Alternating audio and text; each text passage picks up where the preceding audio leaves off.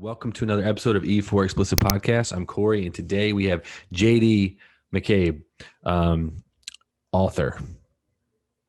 Are you there? Did you freeze? Yes. Oh, yeah. Fuck. Sorry. Damn, you did that really good. You literally did not move. So tell us a little bit about yourself. Give us the name of your book.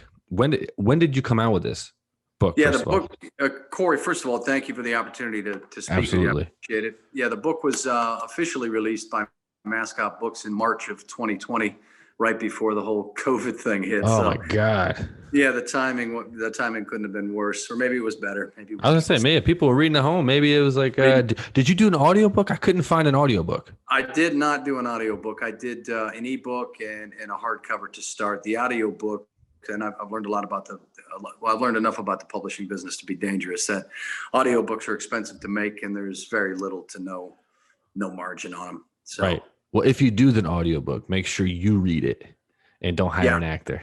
Right. I hate that. But yeah, so it was released in March of March 3rd of 2020. Wow, March, literally the pandemic. Yeah, literally right before the pandemic. Yeah. Great. So, how did you come up with this title? First of all. Well, the title actually, my son Billy helped me come up with the title a little bit. The third gift. So the first two gifts are my kids. The third gift is a shocking revelation that my now ex-wife made as we were in mediation in North Carolina. I'm in one room with my attorney. She's in another room with her attorney, and you've got an attorney going back and forth, and made a revelation about something that I had allegedly given her. I don't mind telling you, it was an STD, but it opened. So the third gift is an STD, but shrouded in that STD is clarity, emotional freedom, emotional justice is what I like to call it, because it finally helped me to open my eyes that the marriage is over. Right. So I'm in the pharmaceutical medical field. I've been in it for 30 years. When they dropped this test on the table, I knew exactly what it was. And I knew for a fact that based on the DNA testing that they did on her, that she absolutely had this STD, an incurable STD.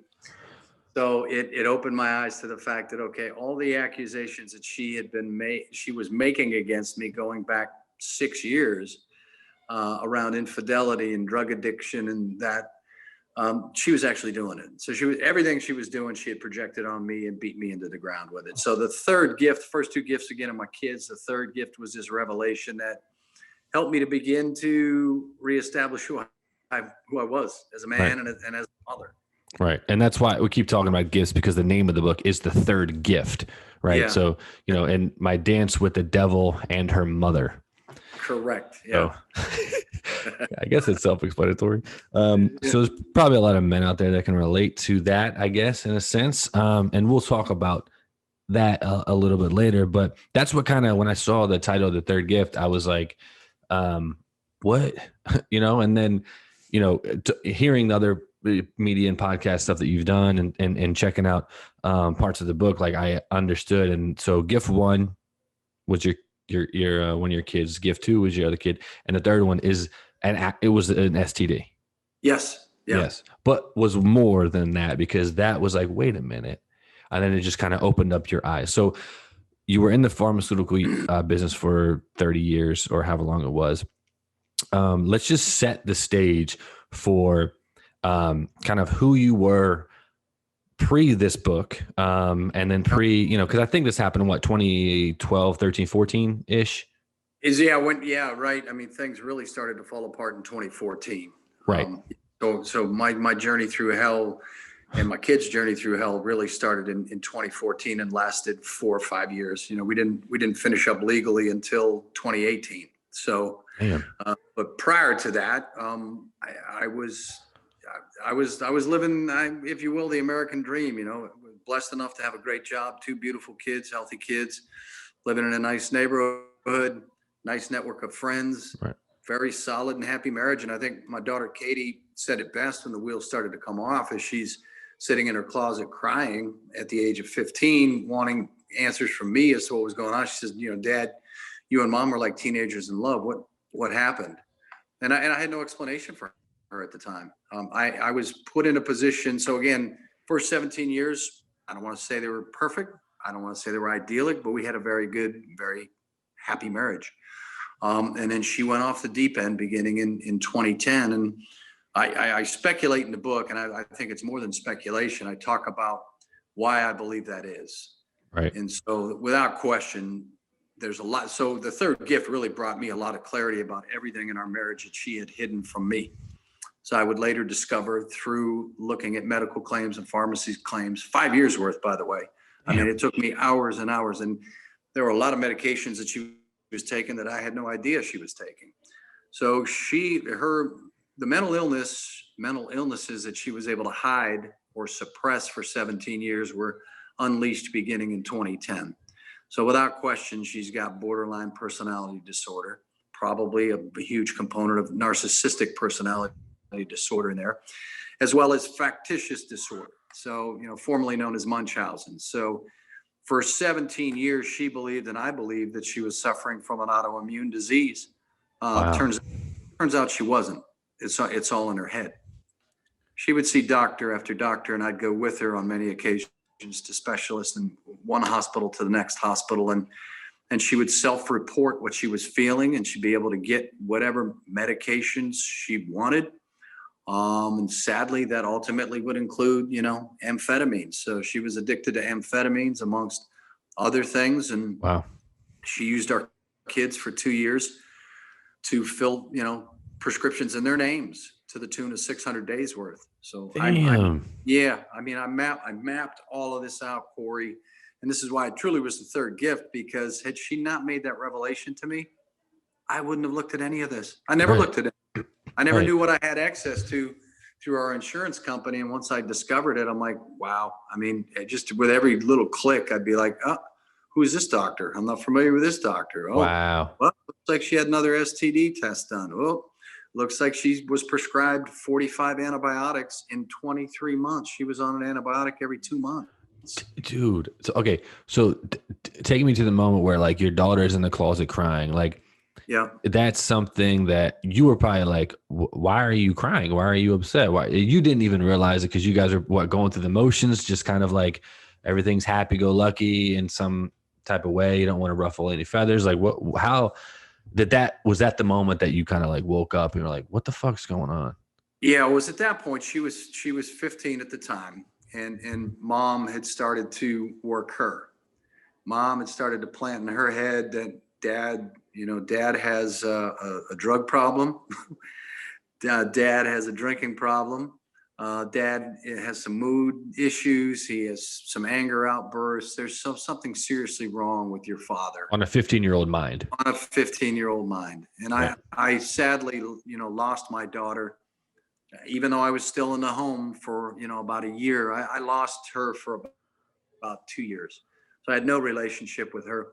I think it's one of my favorite chapters in the book, chapter 18, titled "Hi, Daddy," when she came back into my life. And this March 2nd, will be 5-year anniversary of reunification with her. Wow. So yeah, she finally started to, when she was living with mom on her own, she started to see some of the effects of the drug use, the multiple, not only amphetamines, but she was on Xanax. She was on pill after pill after pill, and I'm not sure how she's still alive today, but right. She is. I have no contact with her, but so things started to unravel at home. She started to see some arguments between myself and my now ex-wife, and there would be an occasion where I would just go to a hotel just to spend the night away and just to get away from it. And so my daughter started picking up on all of that, and it was, she was sitting in the closet at the time that I was packing a bag to leave for a week or so that she could calm down and so that mom could have some space. I'm like, I agreed to just go to a hotel for a week. Little did I know I would not be coming back into the house. So she essentially manipulated me out of our home. What? And I would not return. So yeah. So she had secured an attorney. She started seeing an attorney in 2014. Behind, unbeknownst to me. And so I ended up getting manipulated out of the house, would not return. So that was in May of 2015. Wow. But so yeah, 2014, 2015 was rough. 2014, the spring of 2014, things really started to heat up. And I wanted to come back though for a minute, if I could, to what I believe is what caused her to go off the deep end. Please.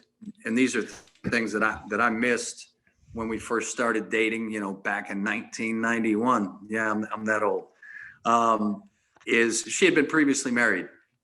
She had been married for 8 weeks, and the story I got from her and the story I got from her mother was that she never moved in with a guy. He was 10 years her senior. He had an 11-year-old daughter. She was just looking for a father figure. He was controlling. He was abusive. Everything that she would eventually say about me, she said about this other gentleman. So I ignored that first red flag that she had been, previously married. But she was estranged from her father for 10 years.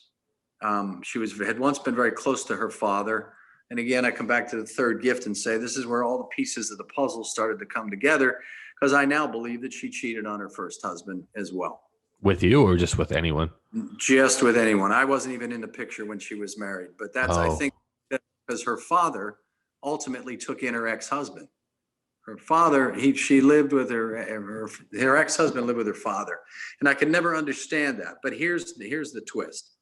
And I think this is what contributed to my now ex-wife's mental health issues, narcissism, borderline personality disorder. I don't know if you're familiar with it, but a lot of that is driven by a sense of abandonment in your childhood. Right. Well, when Erin, my now ex-wife, when she was 2 years old, her father came out of the closet and recognized that he was gay, and they divorced and he moved away, but she maintained a very good relationship with him right up until the time that she got divorced or separated or annulled from her first husband. So she lost 10 years of her father's life because of what I believe is an infidelity in her first marriage. Finally reconnected with her father when my son Billy was 5 or 6. He knew about Grandpa. He had never met Grandpa, but he just innocently said to my wife, why don't you call Grandpa? And so she called him and they reconnected, and I graciously welcomed him back into our lives, even though I was led to believe that he was a piece of shit, right? Which I don't believe now that he was. Right. Rest his soul. So the issue was, Corey, in 2007, he had a massive heart attack at a very young age, and she had to make the unfortunate decision because in Florida, where he resided, they didn't recognize gay marriage at the time. So she had to make the tragic decision to take him off life support. Damn. So I think that, coupled with his lifelong partner, very nice guy, his lifelong partner suddenly passed away 2 years later. So in 2010, she not only lost her father, but his lifelong partner, who she was very close to. And I think guilt ate her up. Right. I believe that guilt ate her up and unleashed all her demons. And yeah, she just beat me over the head with that. And then her mother ended up getting in on the game, a woman that I had unconditionally loved for 23 years. Would attack me on a beach trip, threatened to kill me, suggested I was addicted to porn, suggested I was addicted to drugs, and was buying into the story that her daughter was telling her and whoever else she was telling it to. So that was the spring of 2014. And then I ultimately, the fall of 2014, I ended up locked up in a psychiatric facility for 9 days. So, her mother. Involuntarily, right? I was involuntarily committed by our family practitioner. But again, back to the third gift, the clarity that came along with that as we moved towards our alimony trial, and we subpoenaed all her medical records. We subpoenaed my medical records. And in my medical records, I discovered that she was writing letters behind my back to the family practitioner and to my psychiatrist at the time, telling them all sorts of bullshit.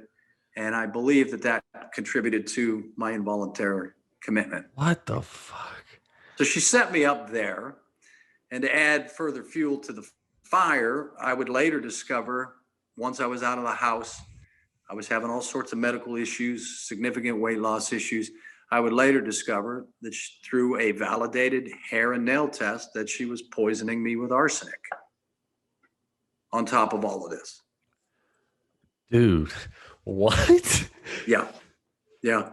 So there's a lot in the book. There's a lot of meat on that nutty bread sandwich. But yeah, these were all the discoveries that I made. And again, so had she not played that one little card in that allegation that I gave her herpes, I wouldn't have known any of this. I wouldn't have been able to piece any of it together.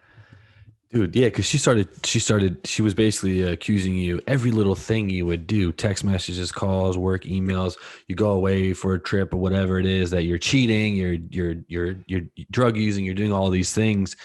Because, like in the book, you talk about how, your whole family was basically built on trust and kind of like, loyalty to the family and being honest and all that kind of stuff. And, for 20 plus years, your number one thing in priority was your family. So, Yes. you talked about weight loss and this and that, probably over a very short period of time, because you were probably you're probably just driving yourself fucking crazy because you're like, what's going on? It's probably it was the hardest time of your life. It had to be.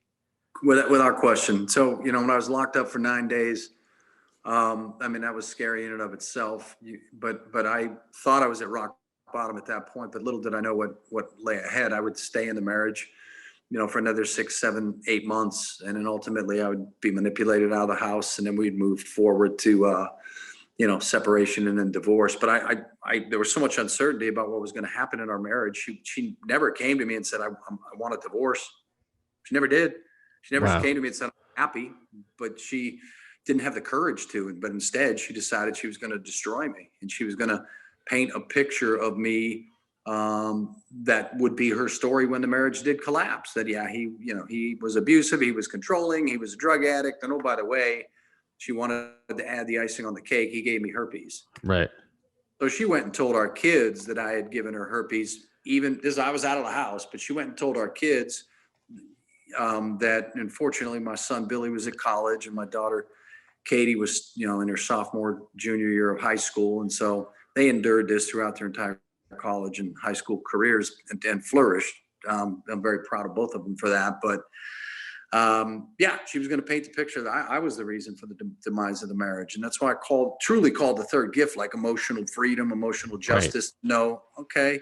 I wasn't the reason for the demise of the marriage. I knew that the entire time, but the biggest mistake I made in the spring and summer of 2014, Corey, was that I told nobody. I told nobody about it. So maybe it's a male thing or not, but definitely. And as part of the reason why I was encouraged to write the book was that there's just not enough. There's very few books out there about men in an abusive situation. Right. Now that it's been out for a year, I'm hearing from not only men, but also from women that, thanking me for writing it, that they feel a sense of inspiration from it and so forth, so on. But yeah, she was trying to paint the picture that I was the SOB and not only that, she was trying to kill me. She was legit trying to kill you. Yeah. Wasn't legit trying to kill me. And when I got out of, and so all the pieces started to come together. She never took an interest in finances. She never took an interest in any of it. But prior to me going into a psychiatric facility, she started taking a real strong interest in life insurance, real strong interest in finances. And so I get out of the psychiatric facility. The very day I get out, I would later discover through my financial advisor that she had me sign a form giving her power of attorney over my IRA. What? Yeah. Yeah. Did she have you sign it or did she forge yours? Oh, I signed it. It was my signature. But when the financial advisor called me in July of 2015, I was already out of the house. He called and said, "Oh, by the way, you need to come into the office immediately. Aaron's got power of attorney over your IRA." And I'm like, when did that happen? Right. And it's September 24th. I'm like, that's the very day I got out of a psychiatric facility. So I looked at the signature and I indeed signed it. I don't remember. My head was so yeah, you just got out of a psych ward. Yeah. But I can laugh about it now, but she was calculating, methodically planning all of this. And I wouldn't discover until May of 2016, 2 years. Fortunately, I left the house in May of 2015 and she was no longer feeding me arsenic. But I I would later discover in May of 2016 through a liver specialist and hair and nail sample that, yeah, I'd been chronically exposed to arsenic. Oh my God, dude. Honestly, like you're like, 'cause I always read about like stories of like this kind of stuff happening and they follow through the end. They end up killing the person. They end up killing the children. They do all this crazy shit just because they're unhappy or they got something going on. And like you said earlier, it's kind of like you could just ask for a divorce. I know it's easier said than done. Don't get me wrong. Yep. Obviously, way easier said than done. But I feel like that is much easier than having to do all this crazy stuff. And then, the money thing, as I assume you work in your pharmaceutical sales, right? Yeah. I'm still in the pharmaceutical industry. Yeah. Yep. Right. So, typically it's a good income. And I would think since in the 90s, maybe you were young and in love, might have not have got a prenup, whatever those things are, there might have been like motives is what I'm trying to say. Is like, was there even a motive for her to do anything? You just said she had no interest in finances at all until the very end. Was her mother in her ear or was some, you know what I mean? Like, I don't know. Like, Yeah, I don't know. I mean, once her mother, so she comes from a small family. It's just her mother and her brother. And I'd never throughout all of this, I wasn't very close to her brother, and I don't think she was ever either. right. But I never heard from her because that was the other accusation she would make to her mother, and that's why her mother threatened to kill me. She was trumping up stories about me, being abusive, being angry, having an explosive outburst, and that never happened. But her mother and or brother never came to me and said, after knowing them 23 years, never came to me and said, "Hey man, what's going on?"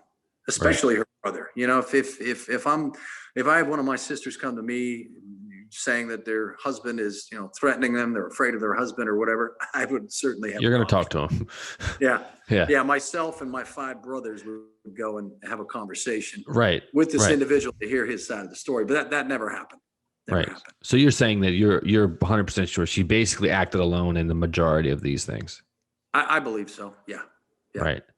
Wow. It just seems so like just a reach to do those kind of things to someone that they've been with for so long, kind Yeah. of almost randomly. And it makes sense of what you're saying about her dad and his partner passing could have kind of like maybe sent her off the deep end.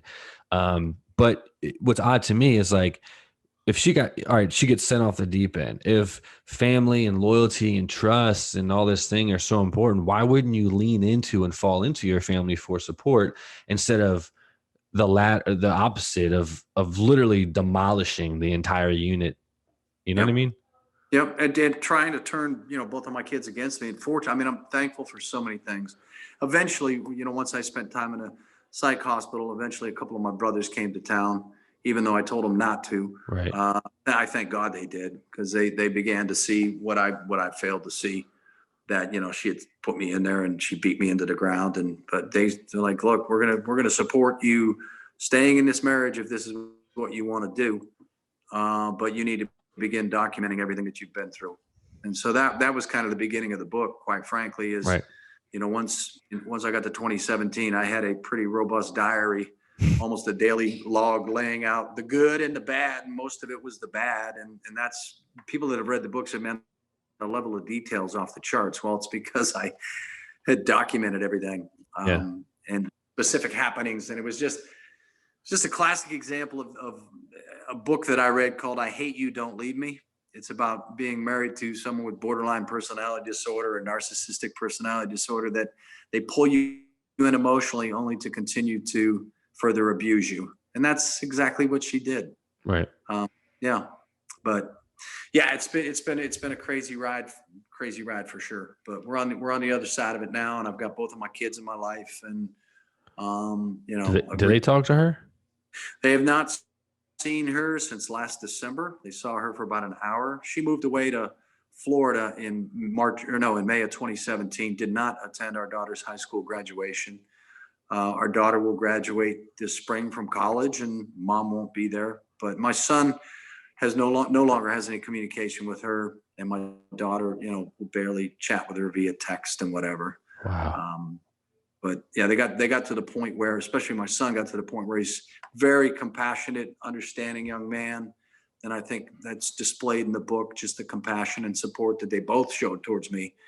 A parent shouldn't have to lean on their kids that much, No. but I'm thankful that they were young adults that, we could have open and honest discussions about everything that was going on, because they wanted to know and they witnessed it firsthand. But my son got to the point where he's like, look, if she's not willing to own up to any of this. Right. And so she started attacking him, attacking his manhood. So way back in the day when her paranoia was off the charts and she would accuse me of hacking routers and putting cameras in the doorbell and putting listening devices in her phone. I mean, it's one of the side effects of amphetamine use and overuse is paranoia. Paranoia, yeah. Yeah, and she was not only on Adderall and Adderall XR, but she was also on Ritalin LA, which is a long-acting form of another amphetamine. Yeah, I took Ritalin as a kid because the whole 80 in the 90s, every doctor was like, "Oh, you have ADHD. Here's a class 2 drug." Yeah. Yeah, and that's where she kind of got the idea, because our son Billy was legitimately diagnosed with it, 4th grade going into 5th grade, and that was her pathway to get on it herself. I know ultimately, after she used our kids for 2 years, she found a psychiatrist to be willing to write whatever the hell she wanted. Wow. So she doctor shopped, she hospital shopped, and that's the beauty. And I use beauty as a sarcastic term of our broken healthcare system. That there's the electronic health records aren't linked from one hospital to the next. So you can go where you want and tell them, hey, I've been diagnosed with this, and they documented that she's got an autoimmune disease and this is why she takes all she takes. And that's the story she gave the psychiatrist she ultimately found. But so she had attacked our son on occasion. So once I was out of the house, she would attack our son, that he was involved with me in hacking routers and helping me do whatever I needed to do to hack into her credit cards and her bank accounts. And none of it was true. Wow. There was no proof. Right. Because none of it was true. Yeah, it was all made up. Yeah. Wow. So he doesn't talk to her. Your daughter barely talks to her.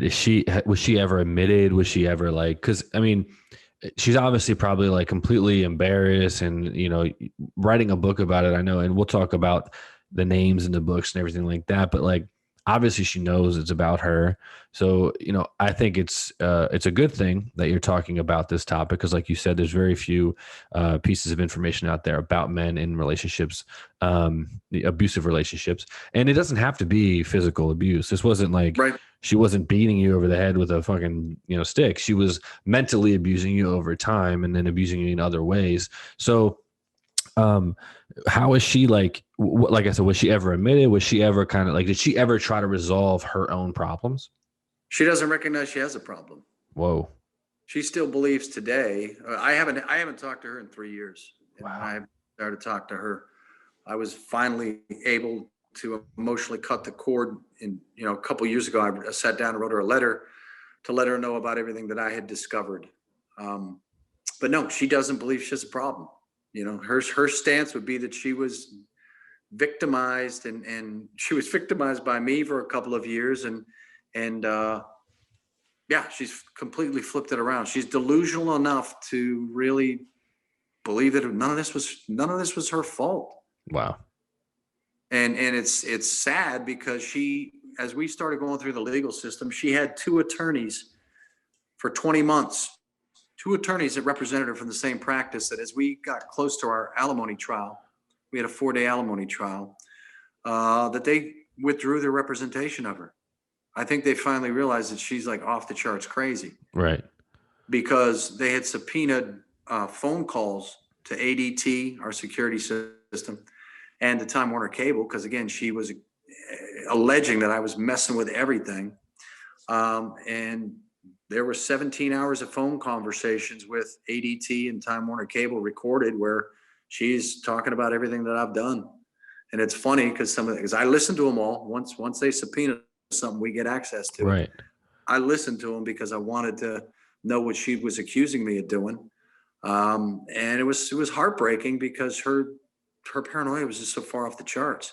Wow. She was on the phone with the lady from Time Warner Cable, sending her pictures of boxes on the side of the house. She claimed that I had a box installed on the side of the house. And after about an hour of going back and forth with this poor customer service rep, the customer service rep said, okay, that final picture you sent me of, that's our box. We installed that 8 years ago for your cable system. Oh my God. And then there was another one that she had called, and I again laugh about it. She called again, Time Warner Cable, because her phone wasn't working. Well, she switched out routers because I was allegedly hacking her router. Get to about another hour, the guy finally says, "Ma'am, I should ask you this at the beginning. Is your phone cord plugged into the wall? Is it plugged into the outlet, the phone jack?" Turns out that it wasn't. Stop. Yeah, yeah.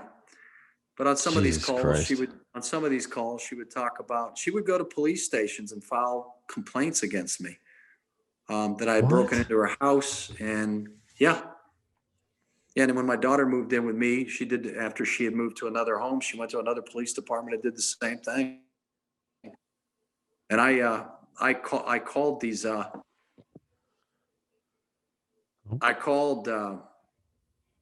sorry about that, but I called the police department because I was hoping that they'd be able to intervene and get her some help. Mm-hmm.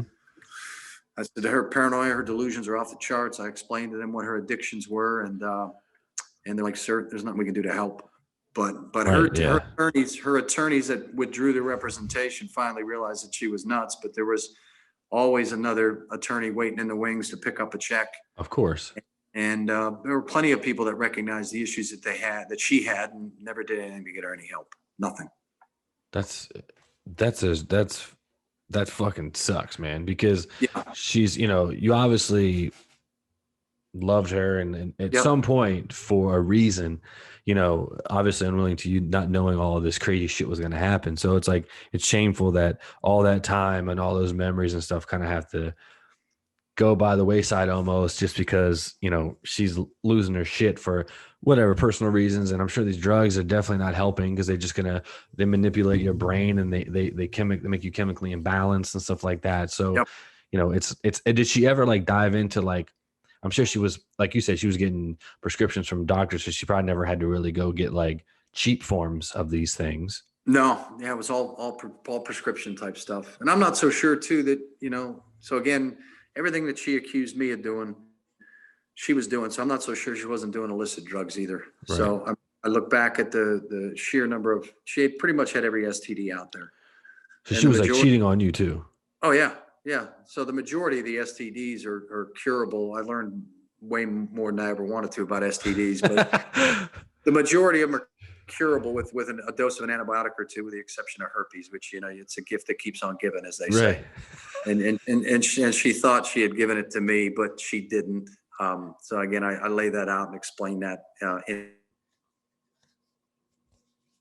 depth. Yeah, so she would accuse me of, she accused me of not only doing prescription drugs, but illicit drugs. And I was going to gas stations to hook up with people. And I'm like, I have no idea what you're talking about.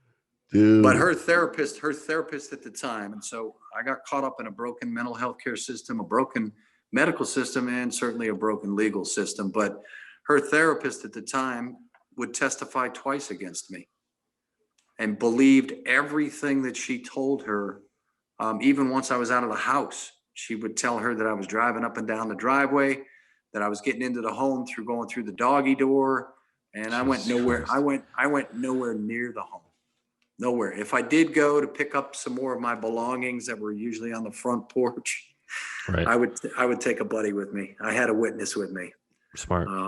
But yeah, so her therapist at the time believed everything and testified at our domestic violence trial, and then ultimately under objection would testify at our alimony trial. So the story that they were trying to paint was that I was crazy, I was abusive, I was controlling. Right. Yeah. Which, I mean, to the therapist or psychiatrist, whatever, to their point, they probably see that a lot, and it's more than likely true most of the time. So maybe she's believing her so, like, just so loyal with it, because she probably sees it on a regular basis, and it is true. This is just the one time or a couple times where it's like, this dude's legit. She's just going batshit crazy. Yeah, and that's funny you say that, because that's how my attorney described her. She's like, she's just batshit crazy. Yeah, man. It sucks that we can talk about that. Like, why won't anybody do anything to get her the help that she needs? Right. But it's not my problem anymore. Right. Now, good. So let's talk about the names in the books, because I know before we got on, you told me that like you basically couldn't make the book. The publisher wouldn't let you do it with real names, obviously, because then you'd probably have a shitload of lawsuits coming your way for sure. And you kind of don't want to expose maybe your children and other parts of Right. your life anyway. So explain to me like how that process went and what you did to come up with the names you used in the book. Yeah, so from the beginning, so JD McCabe is a pseudonym, but from the beginning, I was going to change the names of all the characters in quotations in the book, because there were a ton of people that got pulled into this. Uh, Obviously. I come from a large family, and so once everything got out and things started to crumble, my large family, got involved, and so there were plenty of friends that were pulled into it, and then my daughter's friends and my son's friends. It's because that's the other thing she was going around telling people, was that I was crazy, and Right. that's why I was locked up. And ultimately, my daughter's friends weren't allowed at the house when I was still living in the home and all that. So for the sake of everybody's privacy, I just changed all the names. So the majority of them. So like, my name, JD, Danny McCabe. Danny is the name of her real name of her cousin, who I allegedly prevented her from even talking to or texting with or having any type of relationship with. That they were very close as children, because Erin came from a single family home and leaned on her cousins for a lot of support, which was true. But they would later spin it that I would not allow her to talk or even text with her cousin. I forbid her friendship with her cousin, which I'm like, I didn't even know when she was talking to the guy. Right. So that's where I came up with my name. And for her name, that's actually the first name of her third attorney. So yeah, yeah. Full circle. And her mother in the book, I went with Doris, because I wasn't going to go with Hillary, because there's a strong resemblance to, I don't know if you're familiar with Doris Roberts, rest her soul, from Everybody Loves Raymond. Right. The mom. Raymond's mom. Yeah. So she looked like her a little bit, and a cross between her and Hillary Clinton. So I went with Doris for her. Wow. Yeah. And so some of her friends that got pulled in, they didn't get pulled in. They willingly jumped into it. She resurrected an 8th grade friend that I hadn't seen in 4 or 5 years. It showed up in court to basically testify that when we were dating, that I made some comment about a pizza delivery man, and I wouldn't allow her to just would make up stories to validate that I was controlling, and I controlled her entire life. So for those fine ladies that got themselves involved in our story that didn't belong there, I went with the classic stripper names. So I went with Crystal. Nice. I went with Tiffany, and then for one of them, I went with Candace. I called Candace, but Candy. So legit stripper names too. That's so good. As I wrote it, I had some fun with it. But quite frankly, Corey, as I'm going through this, it was my attorneys and others that said, you absolutely have to write a book. This is just crazy, the twists and the turns. And so the attorneys all came to me and said, when you write your book, here's the name I want you to use for me. Wow. My therapist provided her name. That's awesome. I want you to use for me. That's so great that they were part of that. My brothers and sisters and friends that are in the book, they all too came and said, yeah, use this name for me in the book.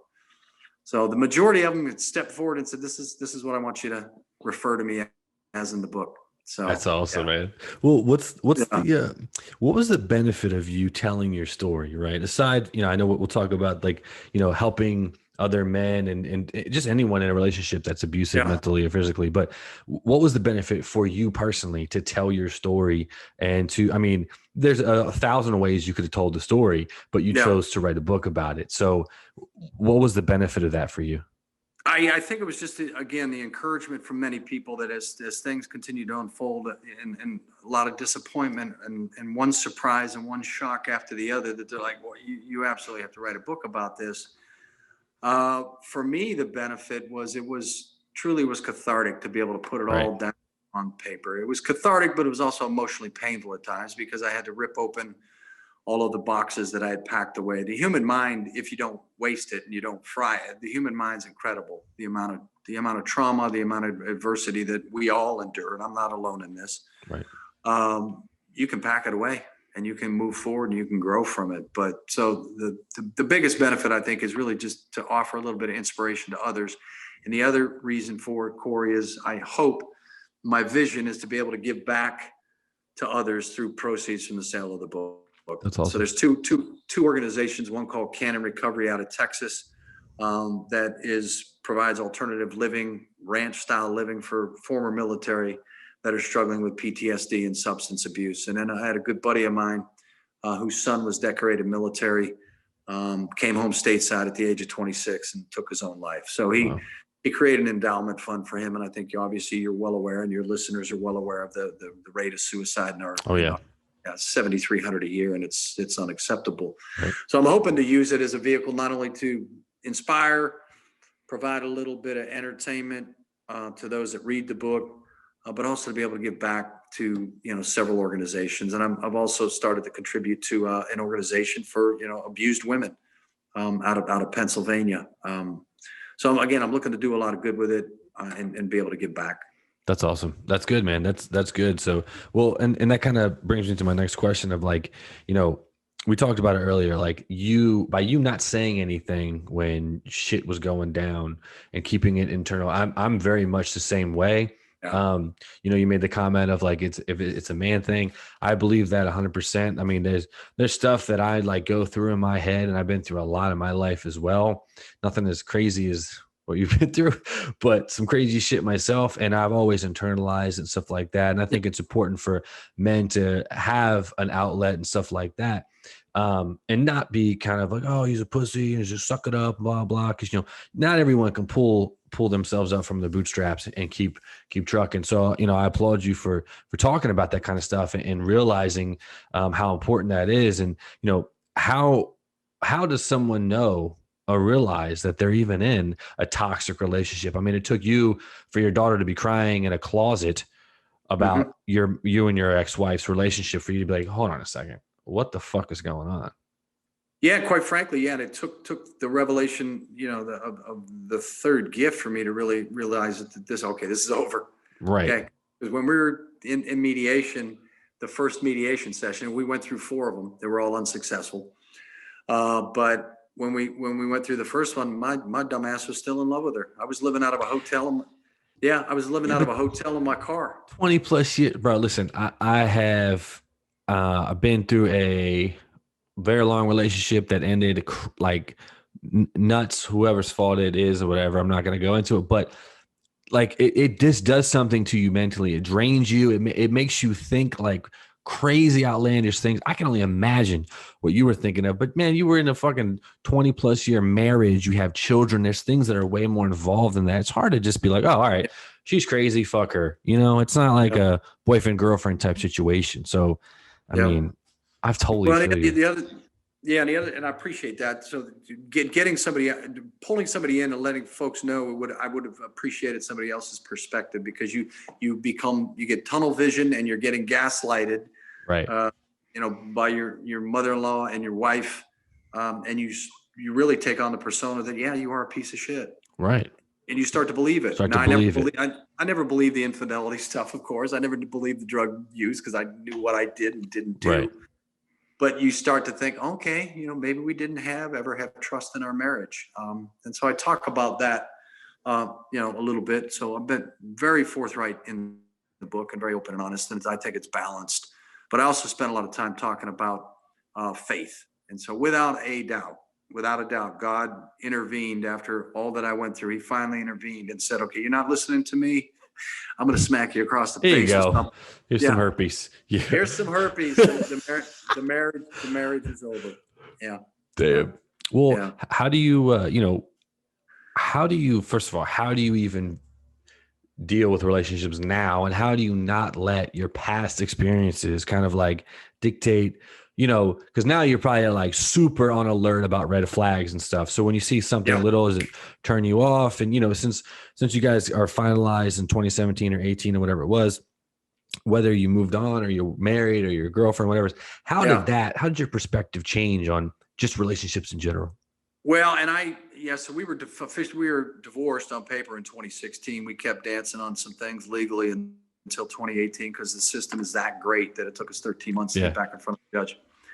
But it's funny that you bring up the relationship piece because I had not even entertained jumping into another relationship. So I have a girlfriend now. We're not married, and I'm not looking to get married anytime soon, if ever again. Right. But she's been extremely patient. But to your point, yeah, every little thing that I would see, I would overanalyze it, and I would shut down emotionally. Really? Yeah. And it was really quick for me to say, you know what I struggled with her, which I'm finally in a much better place. And again, she's a wonderful woman. She's been very patient, very kind, very understanding. And I'm very happy today.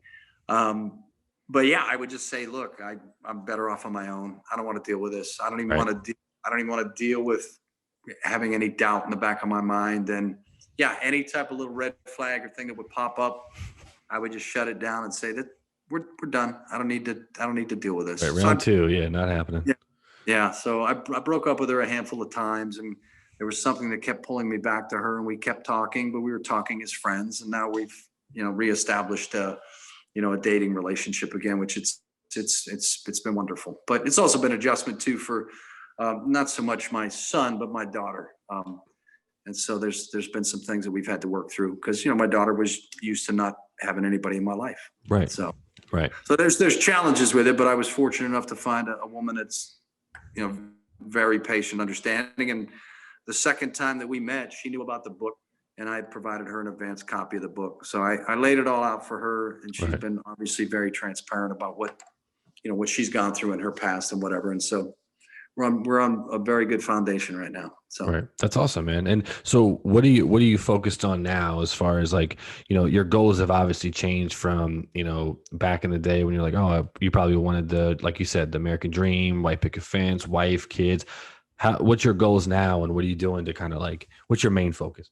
Yeah, my main focus is, I'm not going to retire anytime soon. I'm not looking to retire from what I'm doing, but my main focus really is to be able to continue to promote the book and to hopefully make it a commercial success so that I can give back to those organizations that I previously referenced and more.